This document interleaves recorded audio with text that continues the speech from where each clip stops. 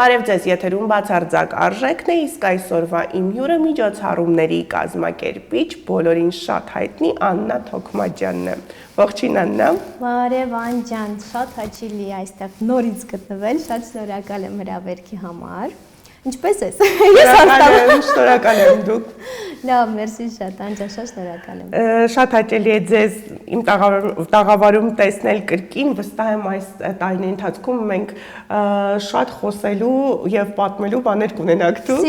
Սիրով Անջան։ Աննա, մինչ բուն թեմային անցնելը ես ուզում եմ մի փոքր հետ գնանք, երբ դուք երիտասարդ տարիքում բավականին մեծ հաջողություններ գրանցեցիք, շատերի կողմից դա երբ լսում ենք ասեկոսեները, ինչ որ մարդիկ ձեզ առաջ էին տարել, շատերի կողմից այլ ասեկոսեներ էին պտտվում, որովհետև այսօր այնուամենայնիվ շատերը չեն կարողանում ընդունել մարդկանց երջանկությունն ու հաջողությունը։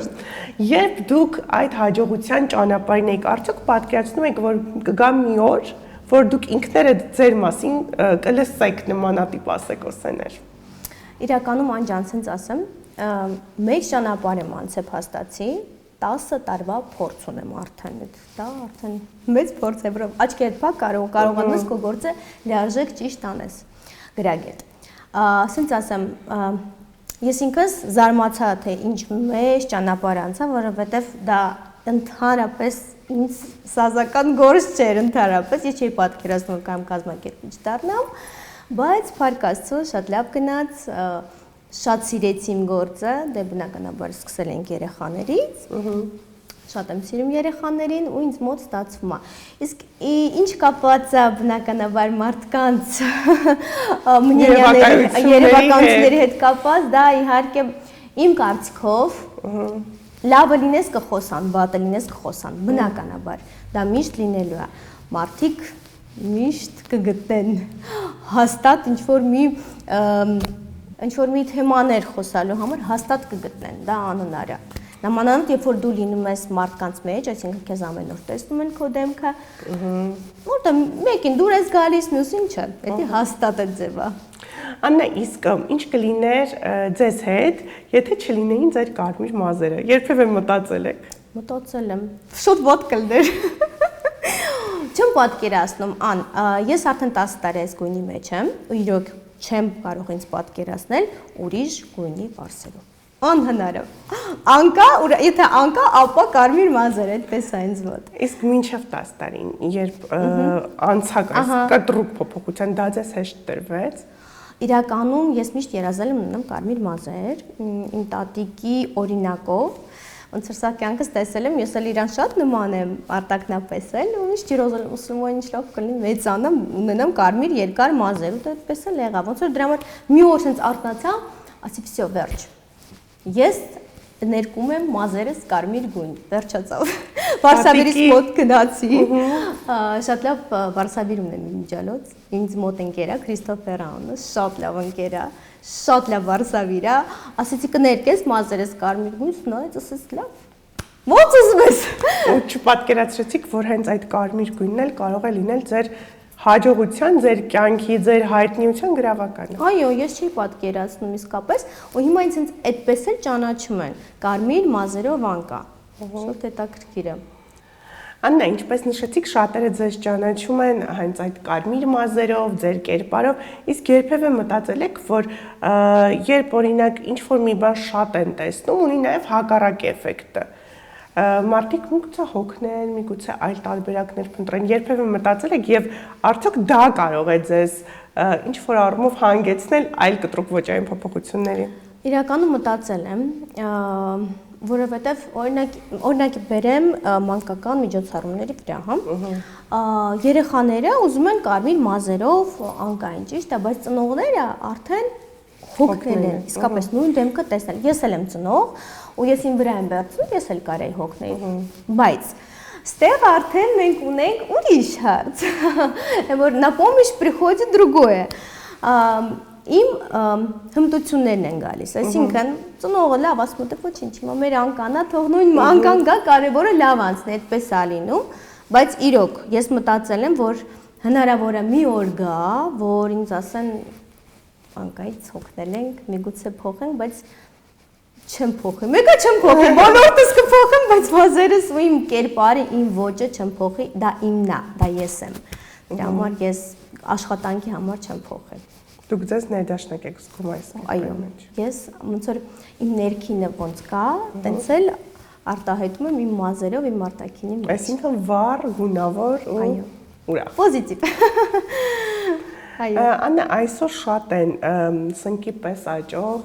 ծառայությունները, միջոցառումների կազմակերպման եւ այլն։ Ինչպես եք կարողանում այդ մրցակցության մեջ լինել եւ լինել առաջիններից։ Ճիշտ եք, շատ ճիշտ եք, ու նաեւ որակապես վատ։ Գիտեք, ես միշտ ասել եմ sense մի բան, որ ամեն կազմակերպություն ունի իր կլիենտուրան։ Ոնց որ ամեն մեկս ու մի քիչ մրցակցություն տենց կարող ենք չասել իրականում, բայց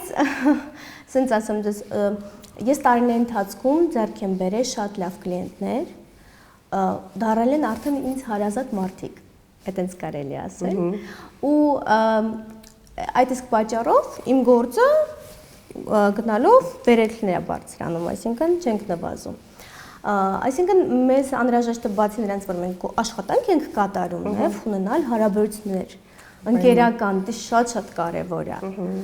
Պես։ Այսինքն կարելի ասել, որ ընկերական կապեր ենք ստեղծում, եւ ընկերներն են արդեն հետագա կապերը։ Իհարկե, սարաֆանն է ռադիո, ոնց որ մեկը մյուսին ասելով արդեն, վայ գիտես, անկան դենց լավն է, անկան լավ աշխատանք է լինում, ու այդպես իրար խորհուրդ են տալիս, այո։ Աննա, դուք բացի այս աշխատանքը կատարելուց, բացի սիրելի Արիելը լինելուց, երեխաների նաև ընտանիքի մայր եք եւ տարիներ շարունակ այս ոլորտում եք, մասնակցել եք բազմաթիվ միջոցառումների, կարծում եմ անհաշվելի են իրենք, որոնք են այս տարիների ընթացքում եղած դեպքերը, որոնք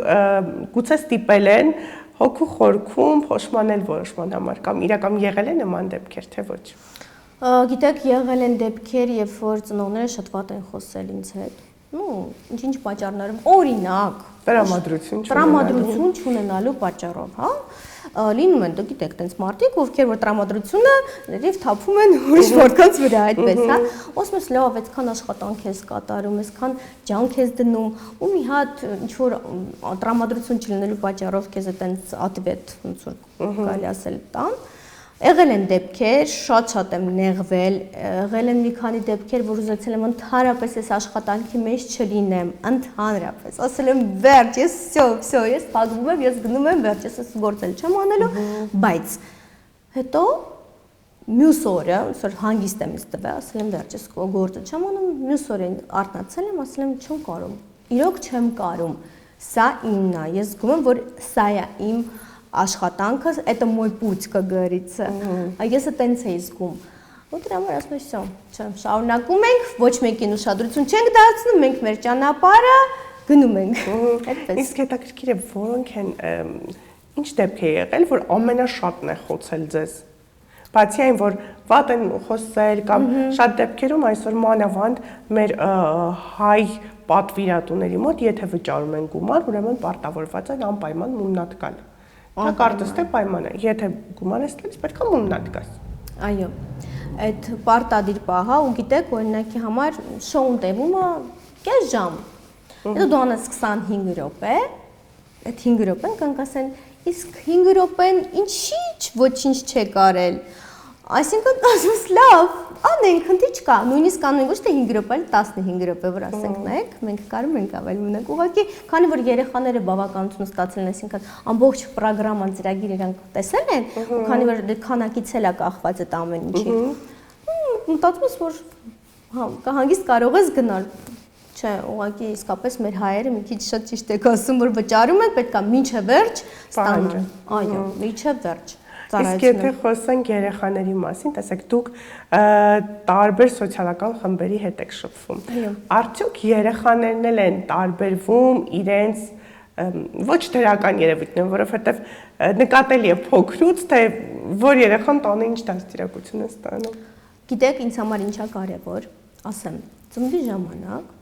երբ որ երեխաները մտնում են հեռախոսի մեջ, սկսում են խաղալ, Իրենց ոչ մի բան հետաքրքիր չի, բան չունեմ ասել, մեղադրելի չի, որովհետև այդ երեխաները շաբաթը մեկ սենց ծնունդներ են տեսնում։ Բան չունեմ ասել, բայց երբ որ ծնողը Ես ծնողին մոտ եմ ասում, խնդրում եմ, ես դեռ իրավունք չեմ վերապահում։ Ինձ խնդրում եմ ծնողին, ասում եմ, խնդրում եմ, հեռախոսը վերցնեք երեխայի ձեռքից, որպեսզի կարողանանք ներգրավել այդ խաղերի ամեն ինչի մեջ, ծնողը ասում է, ինչ ուզում է թող անի։ Իմ համար դա արդեն զվանոց կա, նշանակում է, որ լավ, իսկ այս երեխան ինչ ձև է մեծանալու, որ իրան ամեն ինչ թույլ են տալիս։ Այսինքն, գիտեք, կապ չունի խավերը, ասենց ասեմ, կապ ունեն ծնողները, թե իրանք ինչ դաստիարակություն են տալիս մեր երեխաներին, մեր սերունդին, իսկապես շատ վատ դեպքեր են լինում, շատ։ Ու նաև լինում են շատ զարմանալի դեպքեր, որ ասում ես լավ, այս ընտանիքի երեխան հաստատ ամեն ինչ իրան թույլ են տալիս, բայց ինքը շատ չափված, ձևված, սահմանների մեջ երեխա է, ու ես նույնիսկ մոտենում ծնողին, ասում եմ շնորհակալություն, որ տենց երեխա եք մեծացրել։ Իսկապես, որովհետև որ քիչ են երեխաները տենց, դու ուզում ես շնորհակալություն հայտնես, որ հազիվ տեսանք այդպիսի երեխա։ Այո։ Ու հիմնականում դա սոցիալապես ապահով ներողություն, սոցիալապես ապահով ընտանիքների երեխաներն են այդպես։ Այո։ Շատ ճիշտ եք։ Եվ ինձ նաև հետաքրքիր է ինչպես են ձեր աղջիկները ընդունում այն փաստը, որ իրենց մայրը դեռահասների, փոքրիկների սիրելի Արիելն է։ Փոքրիկս իրականում դե ես ունեմ 2 հատ աղջիկ, մեծս շատ խանդոտ էր, հիմա արդեն 11 տարեկան է դառնում ու Կարծում եմ շատերը հիմա զարմացան, որ դուք 11 տարեկան աղջիկ ունեք։ Այո, ես էլ եմ մեկ-մեկ զարմացում, ես իմ երեխան ես, Մոնիկա ջան, իմ բոյի համարյա թե իմ աղջիկը մեծ, ու ոնց որ մեծը շատ խանդոտ էր, բայց որ մեծացավ, ընդունվեց դպրոց, երեխաներ իր դասարանցիներին շատ են սիրում, տենց գալիս գրկում, ոյ մեր անկասիրելի Զգացի, որ դուր է գալիս դա։ Ոյ, մաման, տեսեք, մաման շատ սիրում է կարմիր մազերով, մեր անկանը, իրան արդեն ես զգացի, որ դա, բայց պուճուրս շատ խանդոտ է։ Դուրս է լինում, որ պատահում է, երեխաները գալիս են, ինձ գրկում են, ասում են մեր Արիելը, ասում եմ ոչ, ինքը Արիել չի, ինքը մաման, ինքը ոտեր ունի։ Այսինքն ձեզ դրսում են ճանաչում։ Օ, պայման, իհարկե։ Այո, խանութում նույնիսկ կանգնած եմ, մամ, մեր ծնունդի Բարբին է։ Վերջերս էլ մի քանի օր առաջ էր եղել, ասում հա, բալես։ Իհարկե լինում են դեպքեր, չեմ հիշում։ Դե պատկերացրեք, այդքան ծնունդներ եմ լինում, բայց դե բնականաբար բոլորին սիրով, հարգանքով, ժպիտով, այո, մոտենում եմ։ Իսկ որպես ընտանիքի մայր արդյոք հասցնում եք, որտեղ ձեր աշխատանքը հիմնականում երեկոյան է, արդյոք կարողանում եք լինել եւ տանը բավականաչափ եւ աշխատանքի վայրում։ Շատ դժվար է, լիարժեք չես կարա լինես, որ ճիշտը խոսենք, հա։ Իհարկե չես կարա, որովհետև շատ ժամանակ է պահանջում ընտանիքը, հա։ Մենք գիտենք, ուղղակի ոնց որ երեխաները արդեն սովոր են, որ մաման լինում է աշխատանքի, ծնված օրվանից իրանք տեսել են, որ մաման աշխատանքի է եղել, նույնիսկ իմ երկրորդ բալիկը ծնվել է, կարելի ասել աշխատանքի վայրում, այդպես կարելի ասել։ Այո, ես մինչև վերջ աշխատել եմ ու իմ աշխատանքը ինձ օգնել է նույնիսկ ծանր վիճակում, թե ես առողջական վատ եմ եղել, իմ աշխատանքը ինձ փրկել է։ Այո։ Աննա, հետաքրքիր է, իսկ աղջիկները ունեն հետաքրքրություն ձեր ոլորտի նկատմամբ։ Այո, մեծ աղջիկս, ինքը սիրում է շատ կիպ-պոփ պարեր, այդ հիմիկվա տրենդը, դկարիեստի խմբերի, ու նույնիսկ ես մտածում եմ, որ ամառը կարող եմ իրան ներգրավել իմ աշխատանքի մեջ, որտեղ մենք անում ենք պարային ֆլեշմոբեր, իսկ ինքը շատ լավ է պարում, այդ բոլոր տրենդերին տիրապետում է, մտածում եմ, այո, կարող եմ նույնիսկ աշխատանքի մեջ իրան ներգրավել հաստատ։ Շատ դեպքերում ծնողները, օրինակ հայտնի ծնողները, երբ դժվար ճանապարհով են անցնում, խոչընդոտում են իրենց երեխաներին։ Ձեր դեպքում այդպես չէ, այսինքն դուք ավելի թևեր եք տալու եւ ներգրավեք ձեր աշխատանքի։ Այո, գիտեք ինչի, որովհետեւ ես փոքրուց աշխատել եմ ու աշխատանքը շատ կարեւոր է, շատ։ Նույնիսկ երեխան պետքա գնահատի փողը, պետքա ինքը վաստակի իր գումարը։ Ընդհանրապես ճիշտ են ասում, որ ծանր կյանք ունեցող ծնողները միշտ ունենում են բալիկներ, ովքեր որ թեթև կյանք են ունենում, բայց ես չեմ ուզում այդպես լինի, ես ուզում եմ այնպես լինի, որ իմ երեխան շատ ինքնուրույն լինի, շատ կարևոր է դա, դրա համար փոքրուց կուզենամ ինքը աշխատի։ Ձեր խոսքից պարզ դարձավ, որ դուք այդքան էլ հեշտ կյանք չեք ունեցել եւ ձեր թույլտվությամբ ուզում եմ վերադառնանք այդ շրջան։ Ես հայրիկ չեմ ունեցել ու այնպես ստացվեց, որ ես ու քույրիկս ենք աշխատում փոքրուց։ Դժվար է շատ եղել ու միշտ իմ երազանքը եղել է, որ իմ աղջիկները ունենան շատ լավ պապա։ Դա իմ երազանքն է եղել։ Ու իրականում դա ստացվեց։ Իմ երեխաները ունեն շատ լավ պապա, դա ամենակարևոր հարցն է ինձ համար, շատ կարևոր է։ Իսկ ինչի պակաս եք ունեցել այդ ընթացքում, երբ չի եղել հայրիկի ներկայությունը ձեր կյանքում։ Գիտեք, մենակ ֆինանսը, չի դե ասում են ֆինանսը, չէ, հայրիկը հարցերը կլուծի, չէ, գիտեք, թեբուտիկունք էր ինձ անհրաժեշտ, որ գլուխս դնեի ուսին ու հանգիստ հասկանայի, որ կա մարդ, որը ինձ կլսի, կհասկանա եւ ինչ որ չափով իմ հարցերին լուծում կտա, որովհետեւ ես աղջիկ երեխա եմ, դժվար է շատ բնականաբար այդ ամեն ինչը։ Իսկ վերջին անգամ հայրիկին երբ եք տեսել։ Օ, շատ փոքր էի, մոտավորապես մի 15 տարեկան էի։ Որևէ քայլ շփման չի եղել։ Ոչ մի բան։ Այ դա ցավոտ թեման է, որ ընդհանրապես ոչ մի բան ու շատ ցավալի է իսկապես։ Իսկ եթե նա քայլաներ։ Գիտեք, դաժե եթե ինքը աներ քայլեր, կան դեպքեր, որի ժամանակ չես կարա ներես, որովհետև շատ վատ բաներ արել իմ հայրիկը, ցավոք սրտին, դրա համար նույնիսկ չէի ների, չէի շփվի իր հետ։ Ուղղակի այդպես ստացվեց, եմ որ ասում եմ իմ բախտը չբերեց, ոչինչ, իմ երեխաների բախտը բերեց, կարևորը դա է։ Այդ իսկ պատճառով մենք ուժեղ մեծացանք ես ու քույրիկս, ունեցանք դաժան կյանքի փորձ, ոնց որ ասում են, ու բնականաբար նույնիսկ իմ աղջիկս մեծ հարցնում է, ոնց որ իմ հայրիկից, ես իրան բացատրում եմ, որ նա ինչ ձև կարա լինի, որ կարա չլինի պապա, ուտես դու հիմա պապա ունես, գնահատի այդ ամեն ինչը, որտեղ իրոք շատ կարևոր է։ Աղջկա համար նամանավանդ, որ ասում են տղաների համար չէ, գիտեք, աղջիկների համար շատ ավելի կարևոր է այդ։ Աննա, իսկ հիմա երբ մայրիկը ձեր տեսնում է կայացած Աննային, բավականին հայտնիություն ունեցող, ֆինանսապես ապահովված եւ այլն, ուզում եմ խոսել այդ մասին, արդյոք հպարտության զգացում եւ արդյոք կարողացել եք իրականացնել ձեր մայրիկյան երազանքները, որոնք այն ժամանակ անկատար էին թվում։ Ասեմ, որ ոչ, որովհետեւ իմ մայրիկը երբեք չէր ուզում, որ այս գործը ես կատարեի, որովհետեւ ինքը ուզում էր ես դառնալ, ու ես իրավաբան եմ, մասնագիտությամբ հենց այդ գծով էլ աշխատեի։ Հա, իհարկե հպարտանում է, որ տենց հայտնի եմ դարձել այս ոլորտում ամեն ինչը, բայց իրա երազանք ուրիշ էր։ Լրիվ ուրիշ ոլորտ էր, լրիվ ուրիշ աշխատանք էր, բայց ինչևէ, ասում եմ, մամ ջան, ոչինչ։ Արդյունքներդ կդառնան քո ուզածը։ Ինչ արած, այդպես ստացվեց, ինձ սա ավելի կոմֆորտ է։ Ես աշխատել եմ որպես իրավաբան ու ես հասկացել եմ, որ դա ընդհանրապես իմը չի։ Ընդհանրապես։ Իսկ բացի այդ, ինչ աշխատանքներ եք արել փոքր ժամանակ, նշեցիք, որ մանկուց եք աշխատել։ Այո, տպարանում եմ աշխատել եմ Ավետիս Կարագուլյանի մոտ, ինքը Հյուսային պողոտայի շենքերներ կառուցում, կառուցապատող էր։ Ավելի շատ իրավաբան եմ աշխատել մի քանի տեղ,